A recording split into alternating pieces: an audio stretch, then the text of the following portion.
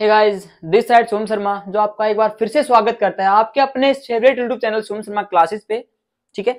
सबसे पहले जो भी यहाँ पे नया है, हमारे चैनल को पहली बार विजिट कर रहा है, तो सबसे पहले एक चीज को ना भूले, वो है सब्सक्राइब बटन। ठीक है, तो सबसे पहले सब्सक्राइब करें ताकि नॉलेजफुल वीडियो जो है आपके पास सही समय पर पहुंचती रहे, वीडियो डलते ही आपके पास पहुंच जाए। ठीक है, क्योंकि हमारे पास यहाँ पे प्लेलिस्ट चलती है, पार्ट 1, पार्ट 2, पार्ट 3, तो आप उनको मिस ना कर दें। ठीक है, जैसे कि हमारे पास लेसन चल रहा है, बायोलॉजी चैप्टर है 9th क्लास का, बुक के अंदर लगाएंगे चैप्टर नंबर 5 है, लेकिन बायोलॉजी का चैप्टर नंबर 1 है। ठीक है, fundamental unit of life.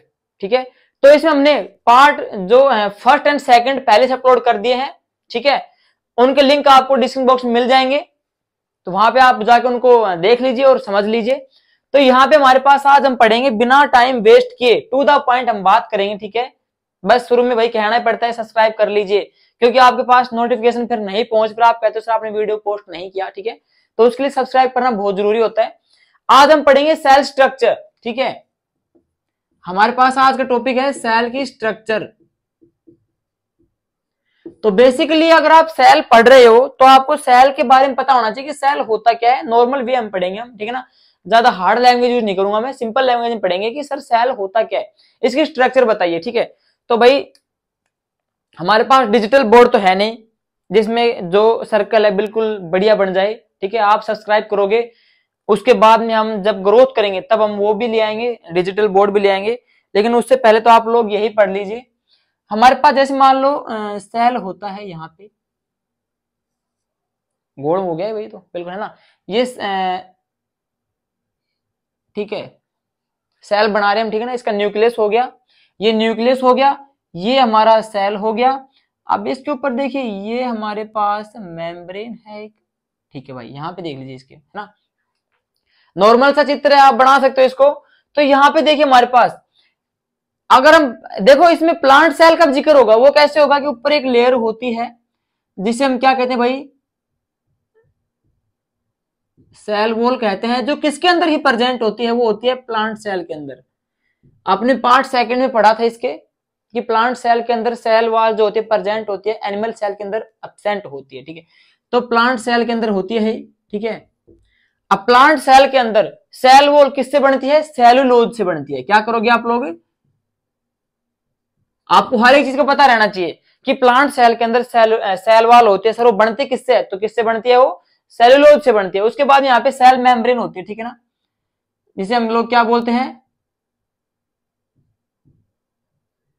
Cell membrane या प्लाज्मा मेम्ब्रेन।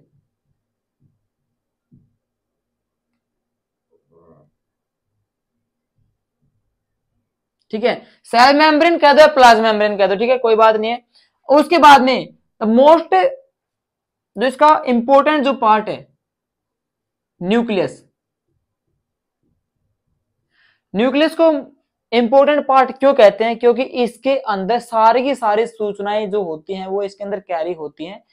इसके पास सारी सूचनाएं होती हैं, जो हमारे पास ऑर्गेनिज्म होता है उसकी सारी की सारी सूचनाएं कहां पे इकट्ठा होती हैं, इस न्यूक्लियस के अंदर। ठीक है भाई, अब देखिए इसके अंदर जो लिक्विड है इसे क्या कहते हैं, साइटोप्लाज्म। ठीक है, साइटो मतलब क्या हो जाएगा, सेल, प्लाज्मा का मतलब क्या हो जाएगा, प्लाज्मा। अब प्लाज्मा आप केमिस्ट्री से मत डिफाइन करना है इसको, प्लाज्मा इसके अंदर क्या है, एक लिक्विड है। ठीक है, यानी कि सेल लिक्विड आप कह सकते हो इसको, सेल प्लाज्मा यानी कि इसके अंदर लिक्विड होता है, इसे हम क्या कह रहे हैं, साइटोप्लाज्म कह रहे हैं। तो ये था हमारे पास सेल स्ट्रक्चर, जिसे आप लोग समझ चुके हैं। नहीं समझे तो उसके ऊपर आप देख लीजिए, वीडियो को पॉज करके इसका स्क्रीनशॉट ले सकते हैं। ठीक है, तो इसको आप समझ लीजिए। इसके बाद हम पढ़ेंगे न्यूक्लियस। ठीक है, उसको आप एक बार और देख लीजिए, पहले आप मैंने समझा दिया, एक बार उसको आप और देख लीजिए, समझ में आ जाएगा आप लोगों को। So now we discuss about nucleus. ठीक है, न्यूक्लियस क्या होता है वो जान लीजिए एक बार आप लोग। आप लोगों ने अभी तक पढ़ भी लिया होगा शायद न्यूक्लियस होता क्या है, लेकिन फिर भी आपको मैं समझा रहा हूं। यहाँ पे देखिए न्यूक्लियस जो होता है, इसको डिस्कवर किसने किया था, discovered by Robert brown, sorry, Robert brown ने इसको डिस्कवर किया था, ठीक है, किसको? न्यूक्लियस को। अब दूसरी बात क्या होती, देखिए, इसको ब्रेन ऑफ द सेल भी कहा जाता है। आप लोग कहोगे सर जो सेल होता है उसका दिमाग, आपने न्यूक्लियस को कहा है, क्यों कहा है? क्योंकि हमने आपको बताया था कि जो हमारा दिमाग होता है वो हमारी सारी सूचनाओं को इकट्ठा करके रखता है, कैरी करके रखता है, ठीक है ना।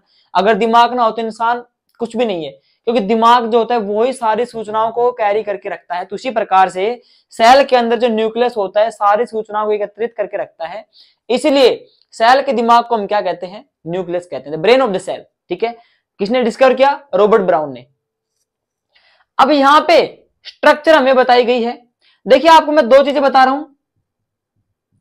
सेल के अंदर जो लिक्विड होता है, सेल के अंदर जो लिक्विड होता है उसे क्या कहते हैं? साइटोप्लाज्म। लेकिन जो न्यूक्लियस के अंदर जो लिक्विड होता है उसे क्या कहते हैं? न्यूक्लियोप्लाज्म।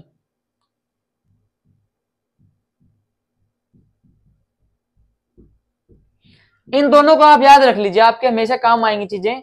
कि सेल के अंदर जो लिक्विड होता है, आपको हमने बताया था, सेल के अंदर जो लिक्विड होता है उसे हम क्या कहते हैं? साइटोप्लाज्म। यानी कि साइटो मतलब सेल और प्लाज्म मतलब वो लिक्विड। उसी प्रकार से न्यूक्लियस के अंदर प्रेजेंट होता है न्यूक्लियोप्लाज्म।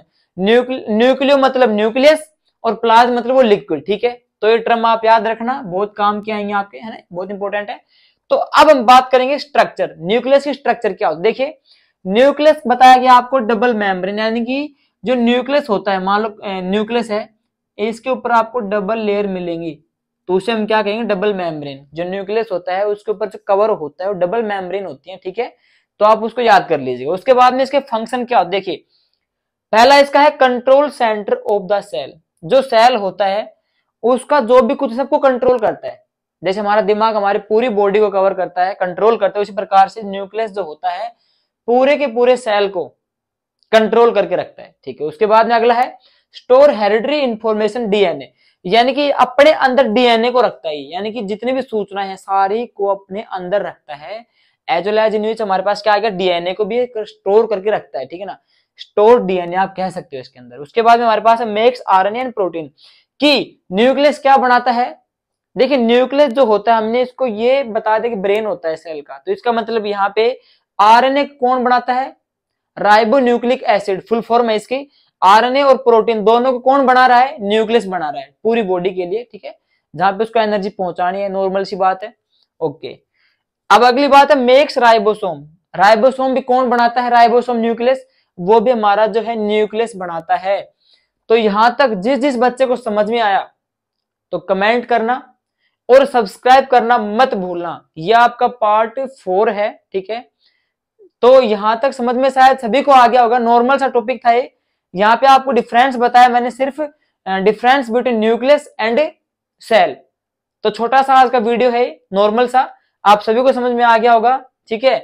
समझ में आ गया तो सब्सक्राइब करना मत भूलिएगा, ताकि इसका जो पार्ट 5 आएगा वह आप तक सही समय पे पहुंच जाए, ठीक है। तो आई होप दैट सभी को समझ में आ गया होगा। तो मिलते हैं इसके नेक्स्ट पार्ट में, तब तक के लिए जय हिंद।